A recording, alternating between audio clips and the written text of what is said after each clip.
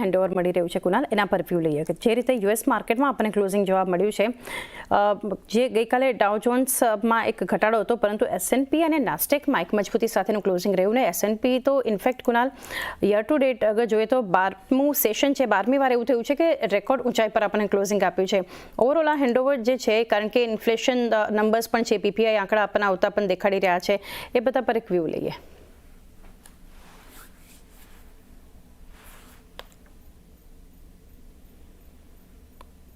જી કુનાલ, ફરી કુનાલ સાથે કનેક્ટ કરીએ, પરંતુ મહત્વનું યુએસ માર્કેટ માટે જે છે ઇન્ડેક્સ સ્પેસિફિક અગર જોઈએ તો એસએનપી 500, કારણ કે જે રીતે જોઈ રહ્યા છે કે અત્યાર સુધીમાં 2025માં 22મી વખત એવી રીતે છે કે એસએનપીમાં એક રેકોર્ડ લેવલ પર આપણે ક્લોઝિંગ જોવા મળ્યું છે, કારણ કે જે ઘટાડો આપણને ઓવરઓલ યુએસ માર્કેટના ડાઉ જોન્સના ફ્રન્ટ પર હતો, પરંતુ એસએનપી એ મજબૂતી એક યથાવત હતી. કુનાલ, વ્યૂ ગ્લોબલ હેન્ડઓવર માટે એક લઈએ. Good morning. એન્ડ ગ્લોબલ હેન્ડઓવરની વાત કરીએ, ગ્લોબલ માર્કેટની વાત કરીએ તો કોઈ ખાસ મોમેન્ટમ મને ડાઉ જોન્સ અને નાસ્ટેક તરફથી નથી જોવા મળી રહી. બંને ઇન્ડેક્સ અત્યારે ટોટલ સાઇડવેઝ મોમેન્ટમમાં છે અને તમે જોઈ શકો છો કે નાસ્ટેક 44,900 અને ડાઉ જોન્સ 45,800 ની વચ્ચે જ ટ્રેડ કરે છે. એટલે અગેન એવું કોઈ ખાસ ઇન્ડિકેશન નાસ્ટેક ડાઉ જોન્સ તરફ નથી મળી રહ્યું, પણ નાસ્ટેકની કોઈ વાત કરીએ તો નાસ્ટેક પણ 23,800 અને લોઅર લેવલ પર જોવા જઈએ તો 23,000 ના લેવલની વચ્ચે ટ્રેડ કરે છે. તો બંને ઇન્ડેક્સ પર જે વ્યૂ બની રહ્યો છે ટોટલી સાઇડવેઝનો છે. કોઈ ખાસ મોમેન્ટમ મને આ બંને ઇન્ડેક્સ પરથી અત્યારે હાલ સુધી જોવા નથી મળી રહી. એક વ્યૂ ઓવરઓલ આપણને એક બનતો જોઈ રહ્યા છીએ, જે આપણને ક્લોઝિંગ યુએસ માર્કેટનું સેશન ગઈકાલે આપ્યું છે.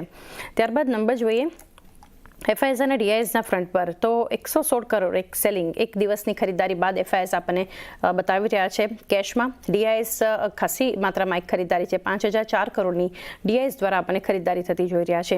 ત્યારબાદ જોઈએ જે એફએન્ડોમાં ફિગર્સ બતાવી રહ્યા છે, લગભગ 700 કરોડ આસપાસ ખરીદારી ઇન્ડેક્સ ફ્યુચર્સમાં, સ્ટોક ફ્યુચર્સમાં 255 કરોડ. એટલે એફએન્ડોના જે એક નંબર્સ આપણને પોઝિટિવ બતાવી રહ્યા છે, કઈ રીતે એક વ્યૂ રાખી રહ્યા છો?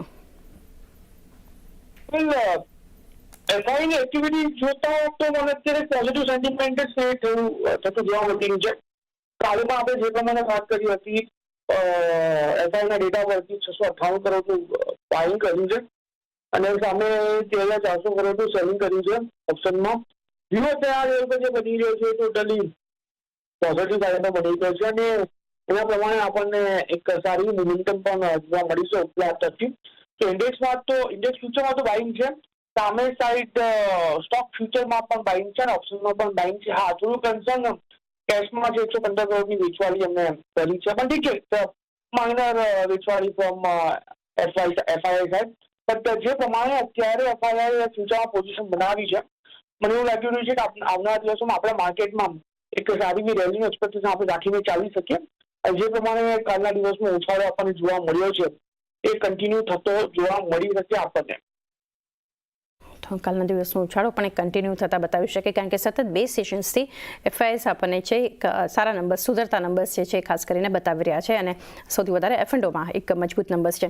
સ્ટ્રેટેજી હવે બનાવીએ કુનાલ, સૌથી પહેલાં તો નિફ્ટી માટે, કારણ કે આજે જે સંકેતો આપણને ગિફ્ટ નિફ્ટી લગભગ 20 સેકન્ડ આસપાસની મજબૂતી સૂચવી રહ્યું છે, પરંતુ ગઈકાલે 24,973ના લેવલ્સ પર ક્લોઝિંગ આપણને જોવા મળ્યું છે. સતત 6 સેશન નિફ્ટીમાં મજબૂતી, સતત 2 સેશન્સથી લગભગ જોઈ રહ્યા છે કે ડેઝ હાઈની આસપાસ ક્લોઝિંગ આપણને નિફ્ટી આપી રહ્યું છે અને 3 સેશનથી ઇનફેક્ટ હાયર હાઈ અને હાયર લો પણ બનાવી રહ્યું છે.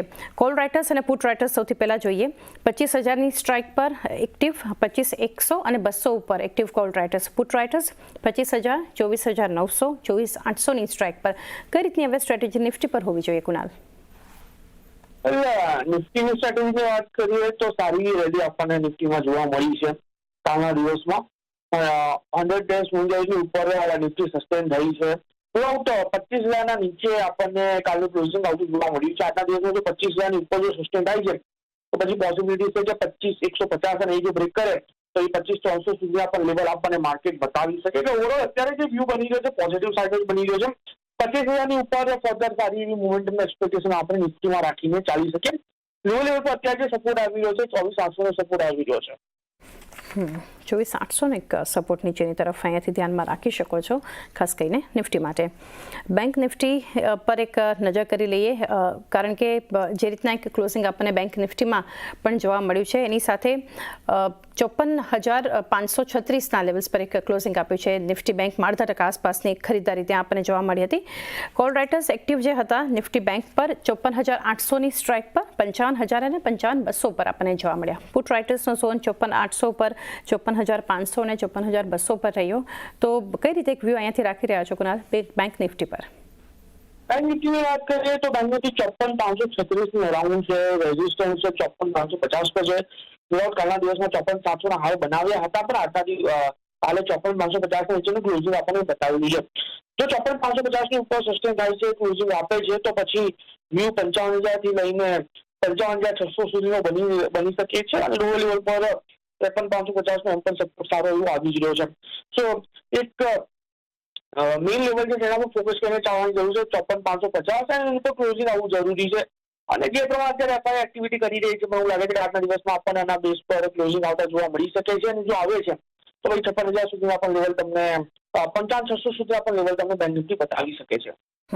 54,550 પર એક ટકવું ક્લોઝિંગ એક જરૂરી, તો 55,000 અને 55,600 સુધી આપણને એક લેવલ્સ બતાવી શકે છે Nifty bank. Stock specific Kunal કોઈ રેકમેન્ડેશન્સ આપના તરફથી? એનડીસીસીમાં પોઝિશન બનાવીને ચાલવાની સલાહ છે. કાલના દિવસમાં પણ એક સારું મોમેન્ટમ જોવા મળ્યું છે. 105-105.50 અરાઉન્ડ આ સ્ટોક ટ્રેડ કરી રહ્યો છે. ખરીદી કરીને ચાલવાની સલાહ રહી છે.